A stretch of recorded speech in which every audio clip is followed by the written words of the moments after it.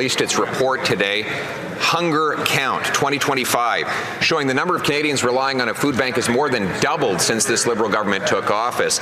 It shows that 39% of the population experienced food insecurity, 82% did not have enough to eat, 34% went an entire day without eating, 53% missed a meal to afford something else, 28% went hungry at least once a week. Now the Prime Minister says Canadians will have to make even more sacrifices. How many meals will Canadians have to sacrifice for yet another costly Liberal budget? There you go.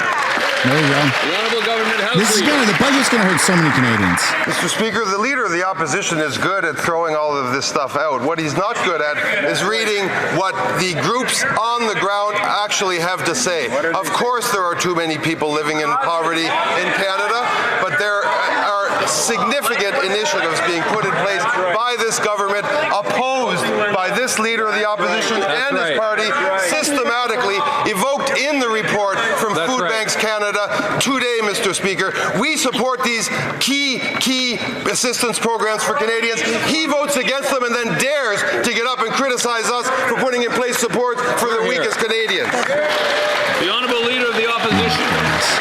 Mr. Speaker, their programs do not feed kids. They feed bureaucracy, consultants, lobbyists, and Liberal insiders. And if you want to question that, 700,000 kids are lined up at food banks every single month. And let me quote from the report. It took decades to reach 1 million visits in any month, and it has now taken half a decade to more than double that. These are not outliers. This is Canada's new normal. The more government spends, the more things cost. How many meals will Canadian kids have to sacrifice for yet another costly Liberal budget? The Honourable Secretary of State for Children and Youth. Thank you, Mr. Speaker. In fact, Canada's largest food bank in Toronto, the Daily Bread Food Bank, is asking that the National School Food Program be made permanent through legislation. And we are delivering this. They're asking because the program helps provide nutritious meals to 400,000 children at school. The Conservative Party voted against this. The members opposite will soon have an opportunity to do the right thing for their constituents and make school food permanent. We urge them to do so. The Honourable Leader of the Opposition. Speaker, these Liberal programs feed bureaucracy, lobbyists, consultants, and insiders, but they don't feed kids. Yep. Children cannot eat Liberal press releases or Liberal photo ops. Mothers cannot fill shopping carts with Liberal boasting. Canadians need food, and right now, after 10 years of this Liberal government, there's now 2.2 million Canadians lined up at food banks. 700,000 of them are kids, and a third are in families where they work, but their paychecks are vaporized by Liberal taxes and inflation. How many meals will Canadians have to sacrifice for the next costly Liberal budget? Throw some W's down in the chat for Pierre. That was good. Thank you, Mr. Speaker. Well, the Leader of the Opposition seems to flat out ignore the fact that this government is focused on affordability. We are focused on affordable housing, which the reports outline as a critical driver for affordable food. We are taking action, Mr. Speaker. We look at the trajectory we are on right now. Mortgage rates are coming down. Average rents are coming down, according to the Parliamentary Budget Office. We're seeing progress, but we're not stopping there, Mr. Speaker. Build Canada homes will be in this budget. $13 billion that this opposition can vote for affordable housing in. The Honourable Leader of the Opposition. Their focus is affordability. Mr. Speaker, here are the facts from the Hunger Count report. 78% of food banks had to buy more food than normal because they were running out and not collecting enough donations. 1/4 of food banks actually ran out of food while there are still people lined up waiting for something to eat.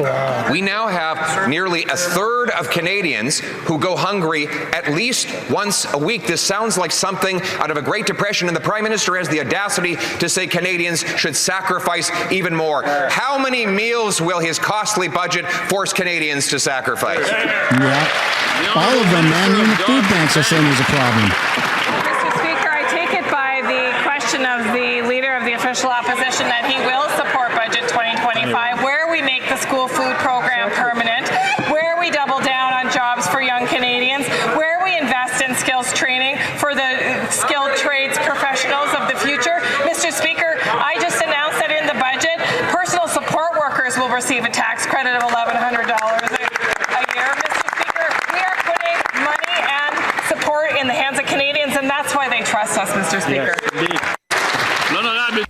The honourable member for Saint Jean. Mr. Speaker, just this past weekend, the government blamed the opposition, complaining that there was a lack of support to get the budget passed. But just a friendly reminder, the people elected a minority government. That means the people wanted the government to work with the opposition to come to agreements. The government can come to agreements with the Conservatives or with us or with independent members. So instead of complaining and threatening elections, when are they going to get down to work? The Honourable Government House Leader. Mr. Speaker, of all the criticisms you could make about this government not working, I think not getting down to work is one of the furthest fetched criticisms. Now, there are 44 Quebec members elected on this side of the House who are working pretty darn hard, Mr. Speaker, for their communities and for people in their ridings and to meet the real needs out there in Quebec. The Bloc, it seems to me, is a bit slow to realize this with their 22 members. Yes, the Bloc is a minority. Food banks were meant for emergencies, not everyday survival. Yet more Canadians rely on them each month just to eat. Families are working harder but falling further behind as groceries soar and paychecks shrink. This isn't about generosity, Mr. Speaker. It's about failure. Right. As Food Banks Canada CEO Kristen Beardsley warns, there were 2.2 million food bank visits in a single month. The longer they ignore the reality on the ground, the deeper the crisis becomes. Mr. Speaker, when will this Liberal government realize their inflationary deficits are driving Canadians to the food bank? The Honourable Minister of Jobs and Families.